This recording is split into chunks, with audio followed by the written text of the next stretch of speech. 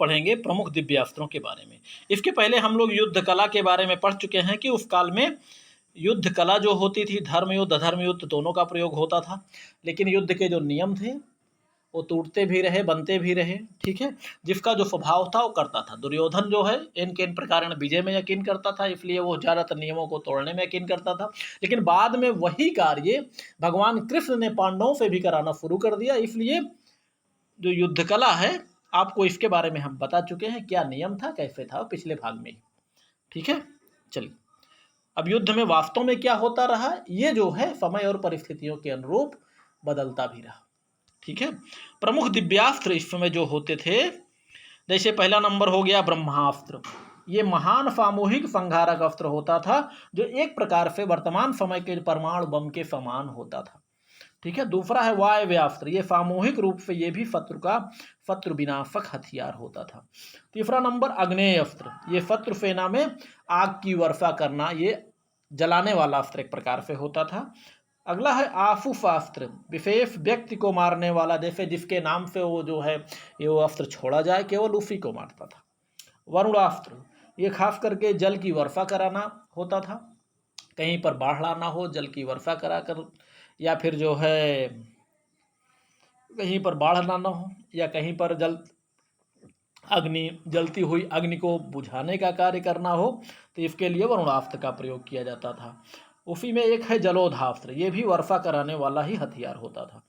एक है रौद्रास्त्र। ये शत्रु सेना का भयंकर संहार कराने वाला अस्त्र होता था।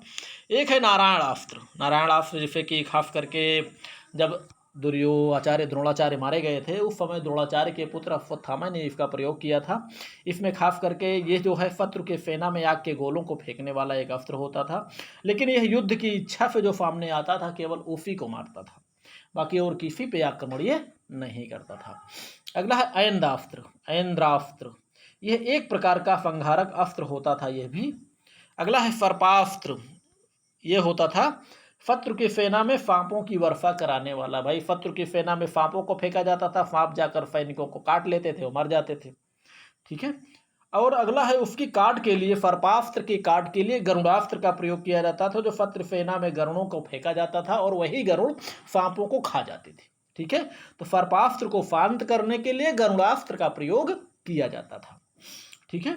मुक्त संहारिका। यह शस्त्र अपने कार्य करने के बाद वापस लौट आता था। पास जो है इसी प्रकार का शस्त्र, पास का मतलब बांधने वाला अस्त्र होता था, तो खास करके यह अस्त्र जो होता था ये अपना कार्य करने के बाद वापस आ जाता था। सुदर्शन चक्र, इसे सब लोग परिचित होंगे, भगवान कृष्ण का अस्त्र है जो कि मंत्र शक्ति से ही हमेशा संचालित होता था, ठीक है। भगवान कृष्ण श्रीहरि विष्णु चलाते थे, जो इच्छित व्यक्ति का संहार करने के बाद वापस आ जाता था। अब यहाँ पर हम देखेंगे कुछ प्रमुख योद्धाओं के प्रसिद्ध शंख। अर्जुन के शंख का नाम था देवदत्त, भगवान कृष्ण के शंख का नाम पांचजन्य, सहदेव का मणिपुष्पक, भीष्म का गंगनाभ, कर्ण का हिरण्यगर्भ, दुर्योधन का जो शंख था वो विदारक, नकुल का सुघोष, भीम का जो था वो पौंड्र, युधिष्ठिर का शंख अनंत विजय, धृष्टद्युम्न का शंख यज्ञघोष। जो प्रमुख रथ होते थे वो इस प्रकार हैं।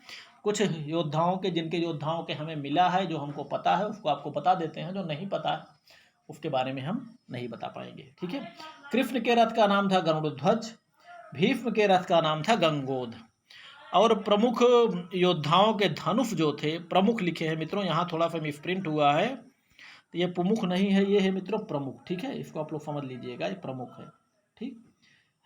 अर्जुन के धनुष का नाम गांडीव था, कर्ण के धनुष का नाम विजय, बलराम का धनुष रौद्र, भगवान कृष्ण का धनुष जो था वो फारंग था, राम का धनुष जो था उसका नाम था कोदंड, भगवान विष्णु का भी धनुष था फारंग, भगवान शिव का धनुष है पिनाक, ठीक है। तो मित्रों ये आपको जरूर थोड़ा बहुत समझ में आया होगा, ठीक है। बाकी आप लोग पढ़िए लिखिए, मस्त रहिए, खुश रहिए।